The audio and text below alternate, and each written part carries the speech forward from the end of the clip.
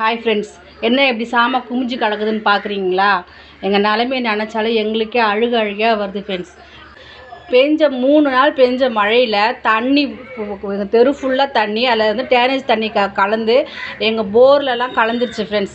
கலந்து 3 வீட்டு 4 வீட்லேயும் போர் தண்ணியில் சாக்கடை கலந்து ஃபுல்லாக சாக்கடை நாற்றம் தான். அந்த தண்ணியில் எங்களால் ஒன்றுமே பண்ண முடியல. சரி, இந்த தண்ணி தான் இவ்வளோ மோசமாக இருக்கேன்னு சொல்லிட்டு நம்ம போய் கார்ப்பரேஷன் பம்பில் போய் தண்ணி வச்சா 2 கூட நல்லா வருது. அதுக்கப்புறம் சாக்கடை. நாங்கள் என்ன தான் பண்ண முடியும் சொல்லுங்கள்?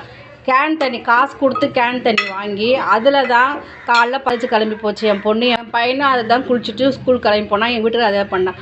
ஏதோ 4 பாத்திரம், தேவையான பாத்திரம் மட்டும் தேவையான பாத்திரத்தை மட்டும் ஒரு 4 நாள் கழுவிட்டு யூஸ் பண்ணிட்டுருக்கோம். வேறு வழியே எப்போ தான் இது சரி பண்ணுவாங்களோ எங்களால் சொல்லவும் முடியல.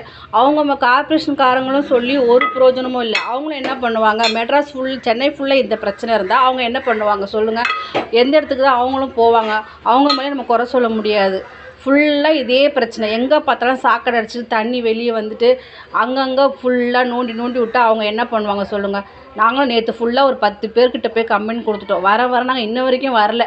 நைட்டு ஒரு மழை பெஞ்சு திரும்பி தண்ணி ஃபுல்லாக டேங்க் தண்ணி ஃபுல்லாக மோட்டரில் இறங்கிச்சு. தலை வழியே எடுத்துக்கிச்சு. ஏன்னா இந்த பிரச்சனை எப்போ தீரும்னே எங்களுக்கு புரியல. இந்த தண்ணி இல்லாத பிரச்சனையால ஏதோ ஒரு சிம்பிளாக ஒரு காரக்குழம்பு இந்த மாதிரி அப்பளம் வச்சு தான் சாப்பிட்றோம் ஃப்ரெண்ட்ஸ். மழை பெய்யலன்னு கவலைப்பட்டோம். ஆனால் மழை ஏன் பெய்யுதுன்னு இப்போ ரொம்ப கவலையாக இருக்குது. எந்த பிரச்சனையும் இல்லாமல் வந்தால் மழையை சந்தோஷமாக தான் ஏற்றுப்போம். இந்த மாதிரி பிரச்சனை வந்தால் தண்ணிக்கே வழி இல்லாமல் நாங்கள் இருக்கிறோம். எங்கள் கஷ்டம் எப்போ தீரும்னு எங்களுக்கே புரியல. அப்படியே தண்ணி இல்லாத கவலை வந்து தண்ணி இல்லாதப்போ தான் நமக்கு தெரியுது. இருக்கும்போது தெரில. இருக்கும்போது இஷ்டத்துக்கும் செலவு பண்ணுறது, வீணாக செலவு பண்ணுறது. ஆனால் இப்போ இல்லாதப்போ அதோட அருமை இப்போ தான் நமக்கு தெரியுது. இத்தனை நாள் அவ்வளோவா தெரியல. இருக்கும்போது தூன்னு செலவு பண்ணுறோம். ஆனால் தண்ணியை சிக்கனமாக செலவு பண்ணுன்றது இது ஒரு பாடம் நமக்கு. காரக்குழம்புல இந்த மாங்காய் ஊறுகாய் போட்டால் நல்லாயிருக்கும். காஞ்சி போகுது.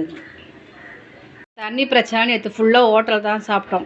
சரி, இன்றைக்கி சரியாயிடும்னு பார்த்து தான் நேற்று ஹோட்டலில் வாங்கினோம். இன்றைக்கும் சரியாயிடும் போது நம்ம வேலைக்கு ஆகாது தான் ஏதோ இருக்கிறத வச்சு இந்த குழம்பு செஞ்சுட்டுருக்கேன். ஒரு காரக்குழம்புக்கு சூப்பரான சைடிஷ் அப்பளம் தான். எனக்கு ரொம்ப பிடிக்கும். ஹோட்டலில் வாங்கி சாப்பிட்றதுக்கு இது சூப்பரான சாப்பாடு தானுங்க.